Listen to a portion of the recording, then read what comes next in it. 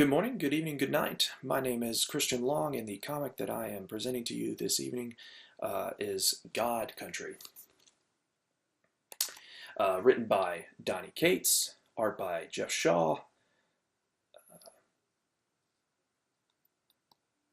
Oh my gosh, I completely blanked right there, didn't I? Color by Jason Wordie, letter and design by John J. Hill, who of course I think we all have a fondness for probably since we all had to letter a 3-page comic.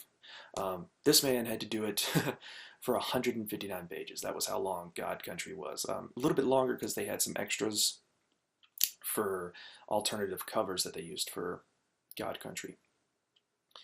And it was published by Image Comics, who I love because they can. It's creator owned, so they kind of get to do what they want. There's no if you notice in DC and Marvel, some issues the artist may be different, or they'll switch writers from time to time. With Image, what you see is what you get. Whoever made the idea of God Country is going to be Donny Cates, and it's Donny Cates forever unless he sells the rights, I guess.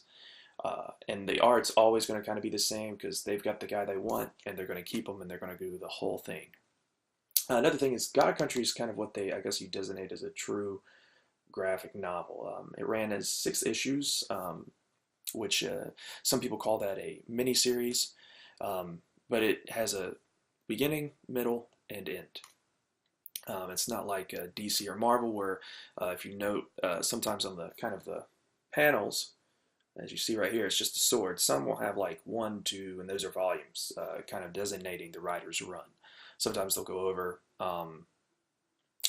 but you'll notice kind of like different authors will pick up because each one's kind of a self-contained story, but there's an overall arc. Anyway, this is to itself. And what the story is about Emmett Quinlan, who is an old man who... and you'll see right here kind of our first look at Quinlan. And if you look in the bottom left corner there, you see this crazy eye, and that's Emmett. He's diagnosed with Alzheimer's. And you can actually see closer here. His son there in the second panel, move over here, is Roy. He decides to come back to Texas to kind of look after his dad and kind of help him. And this is sort of, I guess, a subject to subject, which Scott McCloud talked about, kind of showing you what are we here for, what are we doing, and he does a very good job. Cates does, along with Jeff Shaw, transitioning panels and kind of showing you what's going on. And so the first act, this runs. It's kind of a bit different than ours. I believe it was kind of a quarter, a half, and another quarter, about how long a comic should be. But this was kind of different. God Country, each issue ran about 25 pages. Fun fact, most comics run about 22, and annuals, I think, run 32. Because ads run about 10 pages in comics. So this was 25. So that's about 3 or 4 pages more than a regular comic would be. And so he kind of broke his down.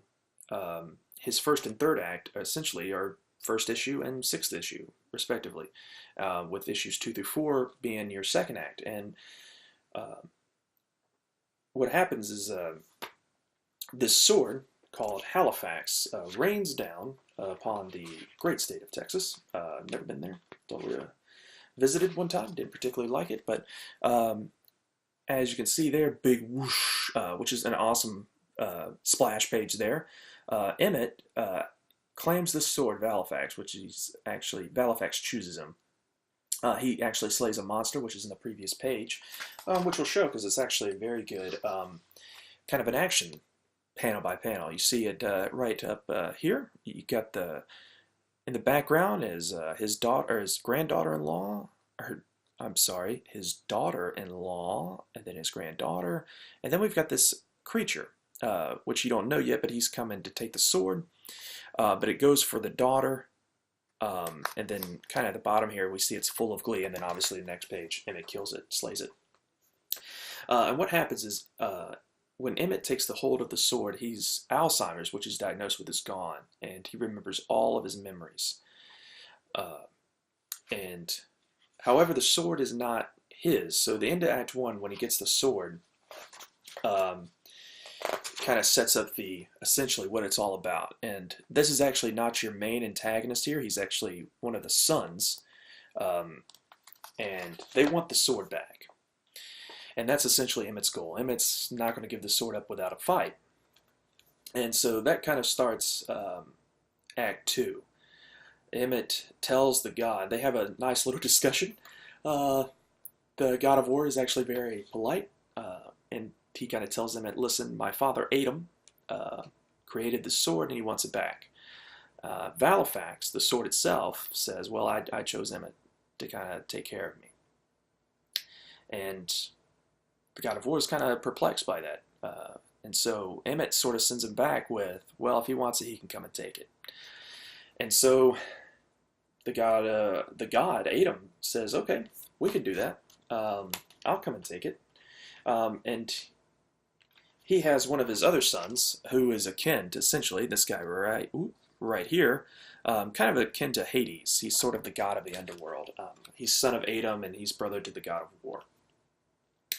Takes Emmett's granddaughter, and Emmett decides to go back to kind of go take her. And there's a scene here